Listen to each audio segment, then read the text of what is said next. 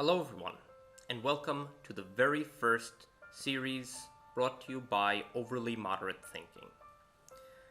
The purpose of this series relating to the principles of marketing will be to help people either wanting to get into the field of marketing or starting to understand the field of marketing. And also, it's also going to be heavily focused on college students who are taking Principles of Marketing or Introduction to Marketing or whatever the course is, that first Marketing 101 course that students take. This will help you if, for example, you miss a lecture in the course or in the class with your teacher, with your professor, whomever, and you want to catch up, you want to find out what exactly it is you missed. Or maybe, once again, you're self-studying, you want to learn exactly how to do it, all of these different ideas. This lecture will help you do it. And in order to help focus on this idea and help to drive this idea forward, I'm going to be focusing on one specific book, which is the Principles of Marketing book, 16th edition by Kotler and Armstrong, as this is obviously the most popular book used to teach principles of marketing. As I'm going to go along, I'm going to talk about which pages my presentations refer to, which concepts, etc. So if at any point you miss, for example, Chapter 4, Chapter 5, you can just go over to my lecture and find Lesson 4, Lesson 5 that compares directly to that chapter and go through it, and you can understand very clearly what it is that you missed and what it is that you need to know. So we begin today by understanding the very concept and the very principles of marketing. So lesson 1, which is going to compare to chapter 1 in the Principles of Marketing book, we want to first understand what is marketing or understand marketing. And then we want to see customer value in the marketplace. So as we said, we're going to be talking about customer value in the marketplace. This lecture is going to focus very much on the marketplace. What is the marketplace? What are the main concepts that you need to keep aware of? What are the concepts that you need to keep in mind with regards to the marketplace? Well, before we even look at the marketplace, we need to know what is marketing.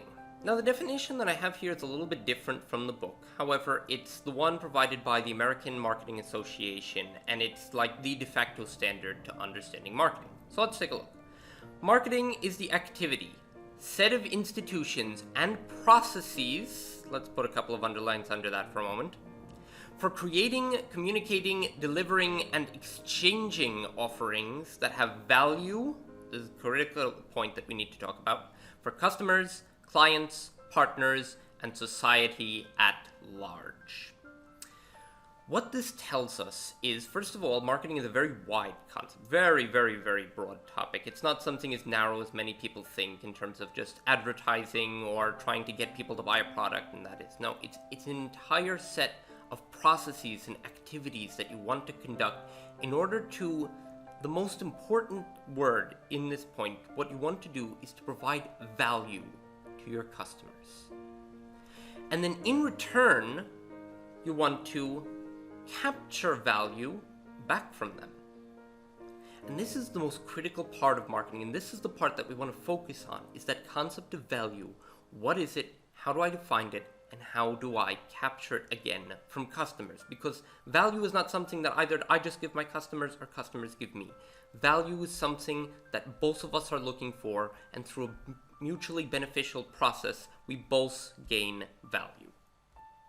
So to better understand how it is that we can provide our customers with the value that they need or want, we need to understand that concept of what is a need and a want. And what is demand? What is a demand?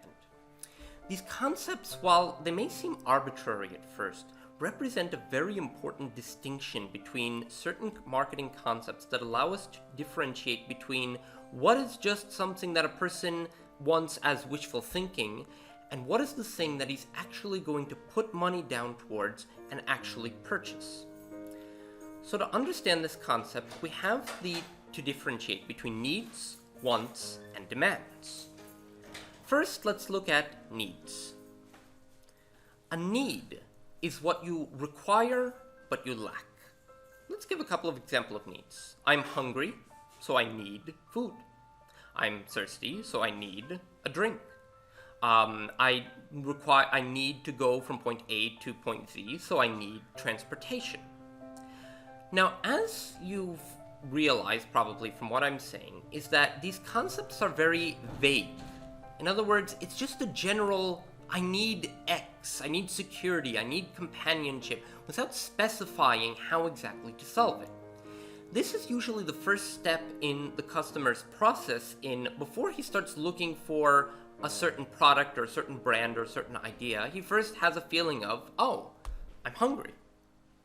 Then he starts looking, well, I'm hungry and I need food, but what kind of food do I want?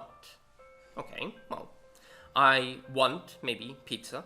I want fast food. I want a special gourmet a special gourmet meal. I want a home-cooked dinner. I want something delivered to me.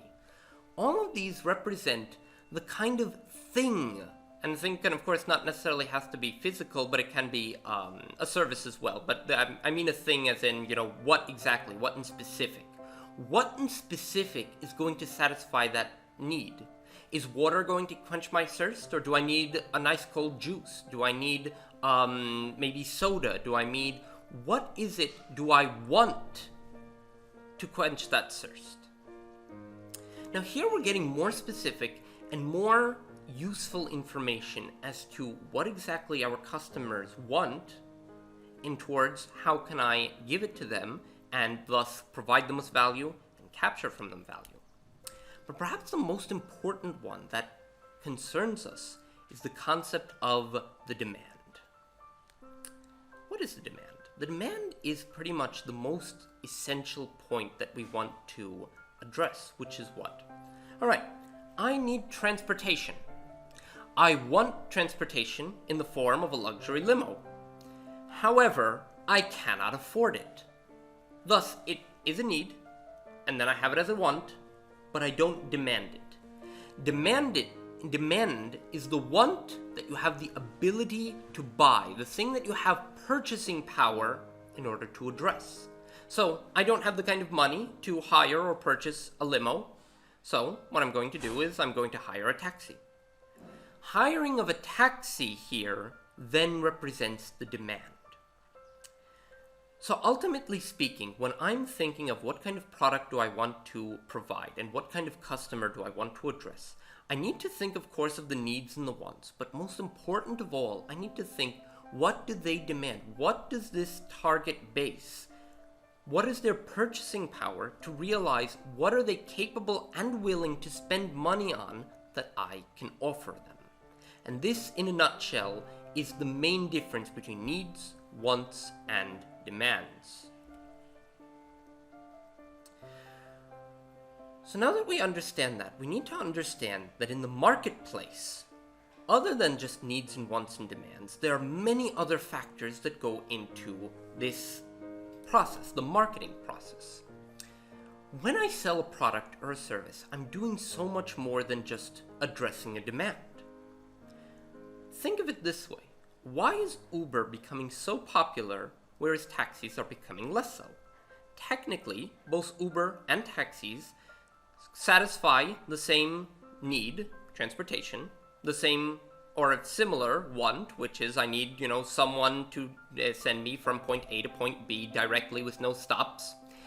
And people have the demand for it as they have enough money to purchase both. So what differentiates between the two? What makes Uber so successful, and what is the problem that taxis are having? Well, technically, they both have the same offering. They both provide the same concept. But they don't give the same experience, and they don't give the same service. In the marketplace, I'm trying to give my customers unique experiences. I need to give them this experience that differentiates me from my competitors.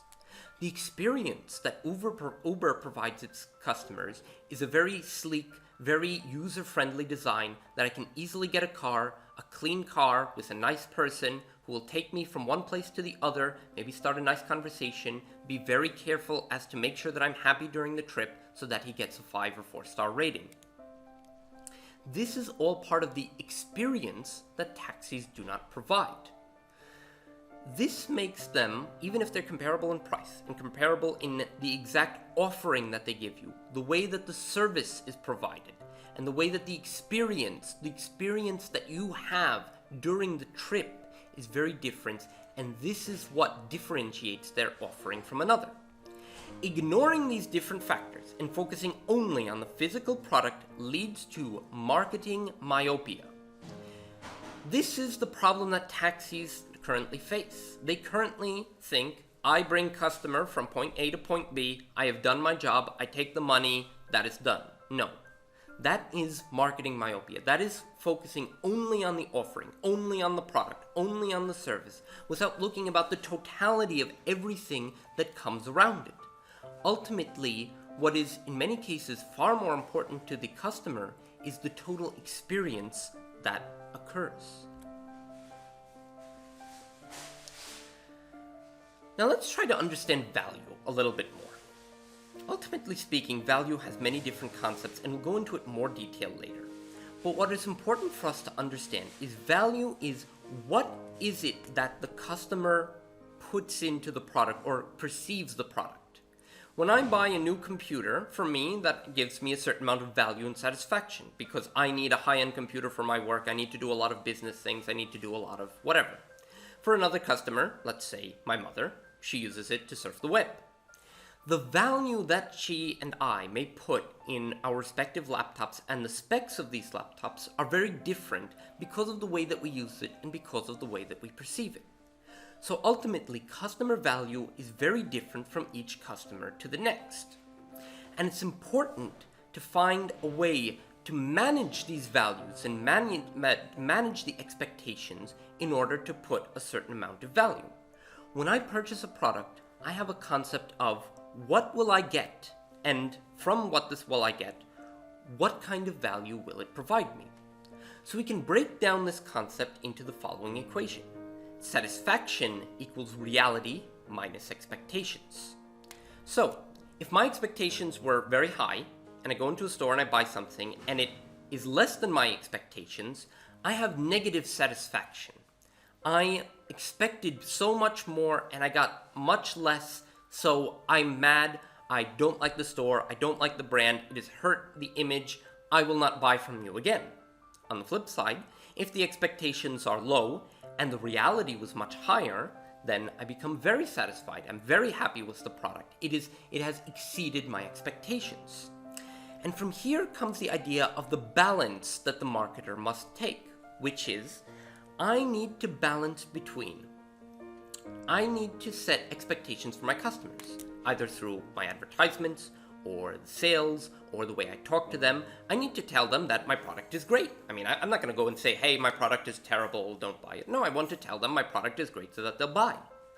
But I can't oversell it. I can't give it too much in terms of expectations, in terms of, overselling the kind of idea, because if I do, and the person buys it, and it turns less than what he's looking for, then it hurts his satisfaction, and that in turn hurts my own value that I can capture from them.